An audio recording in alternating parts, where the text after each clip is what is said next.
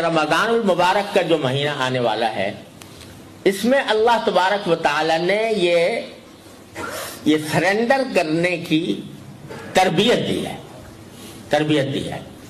قدم قدم پر اس کے احکام پر آپ غور کیجئے تو اس میں یہ ٹریننگ دینی مقصود ہے کہ انسان اللہ تبارک و تعالی کے حکم کا تابع بن جائے، اللہ تعالیٰ کے حکم کے آگے سر جھکانے والا بن جائے، اپنی عقل چلانا چھوڑ دے اللہ کے حکم کے آگے، بلکہ وہ اللہ تبارک و تعالیٰ کی حکم کی ایسی اطاعت کرے کہ اس کے رگ و پے میں یہ بات بس جائے کہ جو میرے اللہ کا حکم آئے گا میں اس کے آگے سر تسلیم خم کر دوں گا۔ کیا ہے؟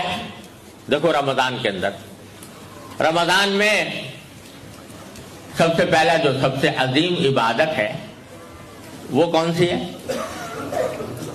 کون سی عبادت ہے؟ روزہ۔ کیا معنی روزہ کے؟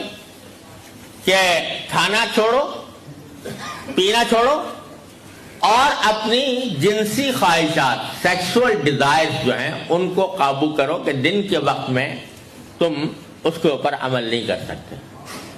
یہ حکم آ گیا۔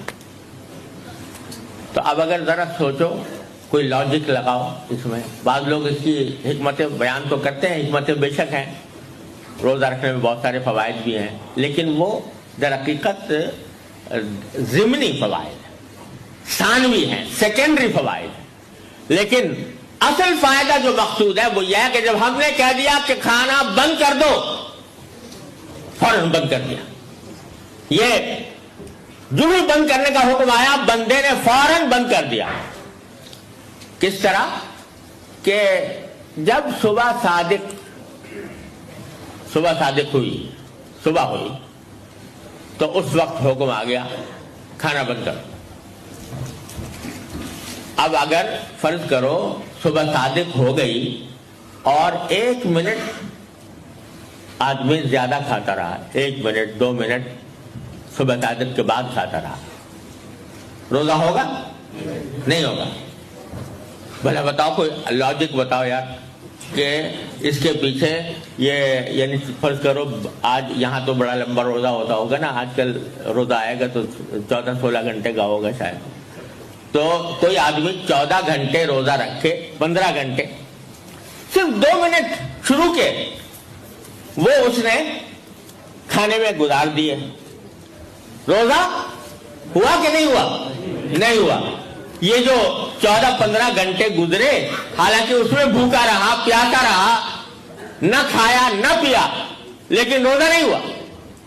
کیوں نہیں ہوا؟ اس واسطے کہ جو حکم آیا تھا اس حکم کی تعمیل نہیں ہو سکی، 2 منٹ زیادہ گزر گئے تو روزہ ختم ہو۔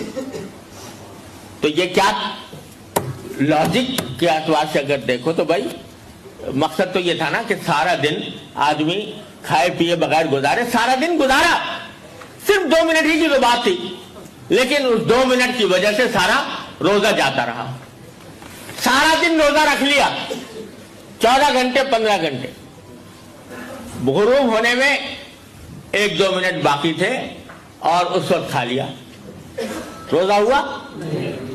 حالانکہ 14-15 گھنٹے روزہ رکھا تھا لیکن وہ نہیں ہوا۔ کیوں نہیں ہوا؟ اس لیے نہیں ہوا کہ ابھی اللہ کا حکم کھانے کے لیے نہیں آیا تھا، اس واسطے وہ روزہ اللہ کے حکم کے مطابق نہیں ہوا، روزہ ضائع چلا گیا۔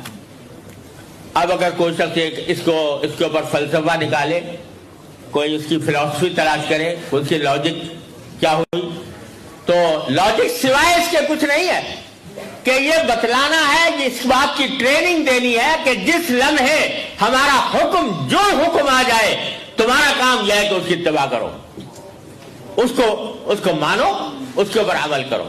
وہ کرو گے تو بندے ہو اللہ کے، اور اگر وہ نہیں کرو گے تو بندگی کے خلاف ہے، تمہاری زندگی کے مقصد کے خلاف ہے۔